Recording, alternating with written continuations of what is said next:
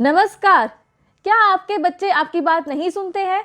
क्या वे मिसबिहेव करते हैं, गलत डिसीजन लेते हैं, गलत चॉइस लेते हैं? आज मैं राधिका श्रॉफ, काउंसलिंग साइकोलॉजिस्ट और साइकोथेरेपिस्ट, आज आपको वो 8 तरीके बताऊंगी, 8 साइकोलॉजिकल टिप्स दूंगी जिनसे आपके बच्चे आपकी बात सुनेंगे, समझेंगे और मानेंगे। इन 8 साइकोलॉजिकल टिप्स को जानने से पहले उस वजह को जानते हैं कि बच्चे आपकी बात नहीं सुनते हैं। ऐसा क्या कारण है कि बच्चे आपकी बात नहीं सुनते हैं? अगर सुनते भी हैं तो वे समझ नहीं पाते हैं। इसके कुछ 7 कारण हैं।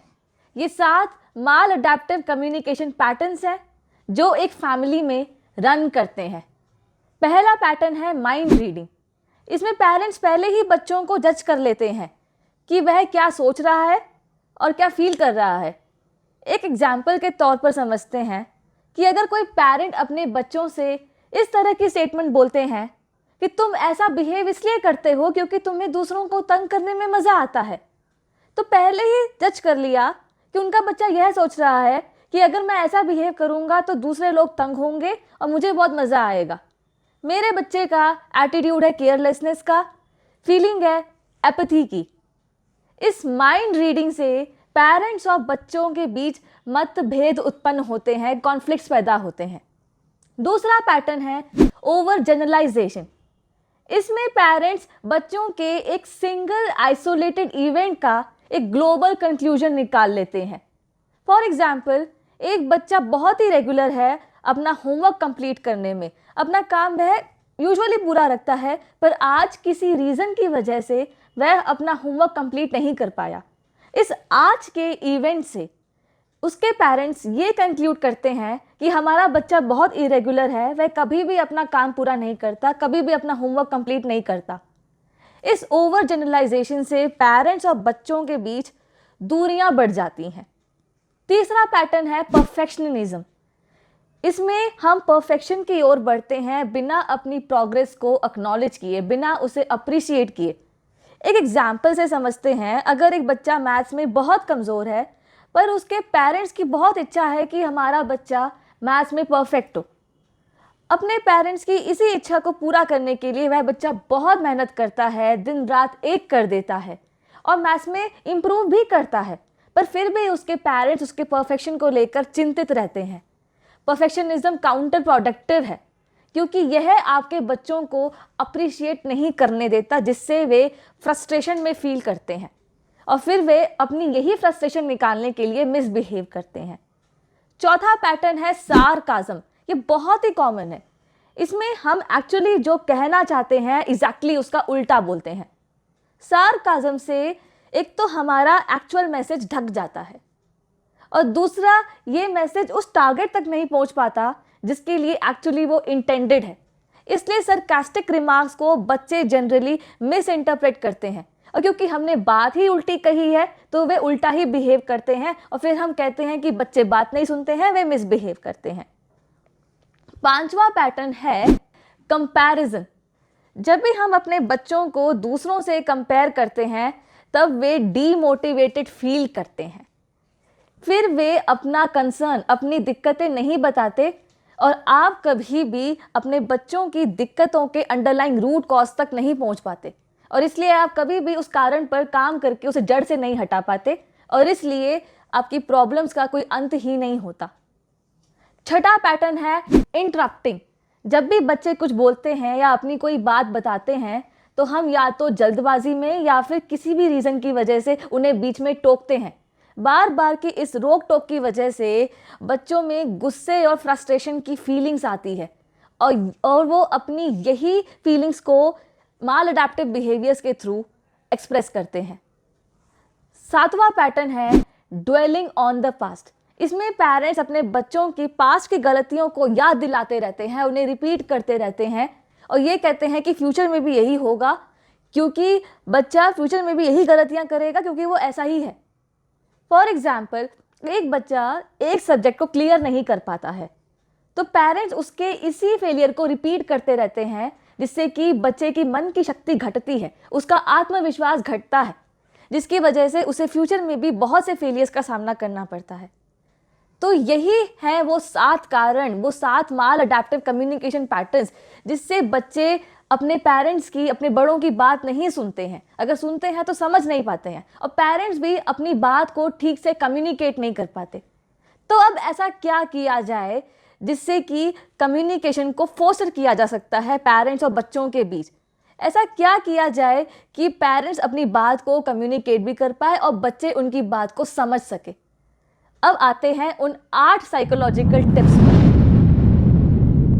मेरा पहला टिप है कि अपने बच्चों की थिंकिंग और फीलिंग को जज करने की बजाय उनसे पूछें कि जिन सिचुएशंस में उन्हें दिक्कतें आ रही है उस दौरान वे क्या सोचते हैं और क्या फील करते हैं। और जब बच्चा अपनी बात बताए, अपने मन की बात बताए, तो उसे बिना रोके, बिना टोके सुने। इससे बच्चा दिल खोलकर खुद को एक्सप्रेस कर पाएगा और आपको भी मदद मिलेगी प्रॉब्लम की जड़ तक पहुंचने में। मेरा दूसरा टिप है कि अपने बच्चों के थॉट प्रोसेस को समझें। जैसे आपका थॉट प्रोसेस है जिससे आप डिसाइड करते हैं कि आपके बच्चे का ये बिहेवियर या उसका ये डिसीजन सही है या नहीं, ठीक वैसे ही बच्चे का भी अपना थॉट प्रोसेस होता है जिससे वो ये डिसाइड करते हैं कि उनका ये बिहेवियर या ये डिसीजन बिल्कुल सही है। अगर गलत है भी तो सिचुएशंस की वजह से गलत है, ये सिचुएशंस की मांग है।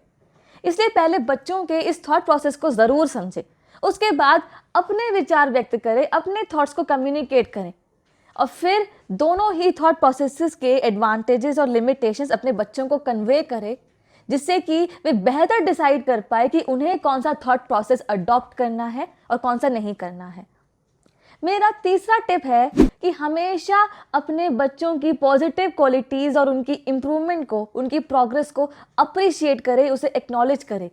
इससे बच्चा मोटिवेट होता है और आगे इम्प्रूव करने के लिए, अपने गोल तक पहुंचने के लिए।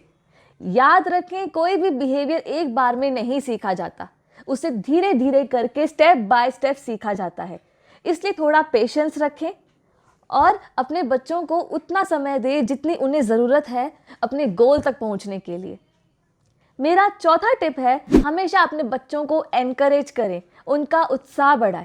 इससे बच्चों की मन की शक्ति बढ़ती है और वे अपने बिहेवियर को अच्छे के लिए चेंज करते हैं, उसके लिए हमेशा मोटिवेटेड रहते हैं। मेरा 5वां टिप है कि हमेशा अपने बच्चों से सीधे बात करें और अपने मैसेज को बहुत क्लियर रखें, जिससे कि आपका बच्चा आपकी बात को समझ पाए और उसे फॉलो कर पाए। मेरा 6वां टिप है, कभी भी बच्चों को क्रिटिसाइज़ ना करें, ना तो सामने से और ना ही उसके पीठ पीछे। जब भी हम बच्चों को सामने से क्रिटिसाइज़ करते हैं तब उन्हें चोट पहुंचती है, जिससे वे रिएक्ट करते हैं, और उनका यही रिएक्शन हमारी नज़रों में मिसबिहेवियर होता है। और जब भी हम बच्चों को उनके पीठ पीछे क्रिटिसाइज़ करते हैं, मतलब हम अपने दूसरे फैमिली मेम्बर से या अपने किसी दोस्त या रिश्तेदार से कहते हैं, तो इससे घर में नेगेटिव एनर्जी क्रिएट होती है। ये नेगेटिव एनर्जी ही वो वजह है जिससे ना तो आपकी लाइफ में और ना ही आपके बच्चे की लाइफ में कोई पॉजिटिव चेंज आ पाता है।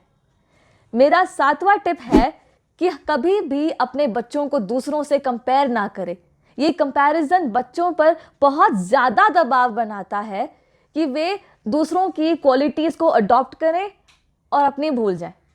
अब बहुत पॉसिबल है कि वे दूसरे बच्चों की क्वालिटीज़ को अडॉप्ट ना कर पाएँ, पर अपनी ज़रूर भूल जाते हैं, जो कि उनके फ्यूचर के लिए अच्छा नहीं है, वो बहुत ख़तरनाक है। इसलिए आप अपने बच्चों को वैसा ही रहने दें जैसे वो हैं। मेरा 8वां टिप है कि हमेशा अपने बच्चों को बिना किसी शर्त के प्यार और सपोर्ट दें। ये अनकंडीशनल लव, सपोर्ट और एक्सेप्टेंस ही है जो पेरेंट्स और बच्चों के बीच नज़दीकियाँ बढ़ाता है, उनके रिश्ते को और गहरा बनाता है। यही नज़दीकियाँ ही है जो पेरेंट्स को फैसिलिटेट करती हैं बच्चे को सही और गलत का फ़र्क समझाने में और अपने बच्चों को सही रास्ते की ओर गाइड करने में। और ये नज़दीकियाँ ही बच्चों की भी मदद करेंगी, उन्हें फैसिलिटेट करेंगी कि वे अपने पेरेंट्स के मैसेजेस को, उनके इंस्ट्रक्शंस को समझें और फॉलो करें। और फिर भी आपका कोई कंसर्न है, आपको कोई दिक्कत आ रही है, तो आप अपने नज़दीकी काउंसलिंग साइकोलॉजिस्ट को कंसल्ट ज़रूर करें। और यदि कोई ना मिले तो आप हमारी ऑनलाइन साइकोलॉजिकल काउंसलिंग सर्विसेज का लाभ उठा सकते हैं। यदि इन 8 साइकोलॉजिकल टिप्स से आपको लाभ हुआ हो तो इस वीडियो को लाइक ज़रूर करें, ज़्यादा से ज़्यादा शेयर करें ताकि ये हर एक फैमिली तक पहुँचे। इस चैनल को सब्सक्राइब ज़रूर करें और बेल आइकन को हिट करें। इस वीडियो को ध्यानपूर्वक सुनने के लिए आप सभी का बहुत बहुत धन्यवाद।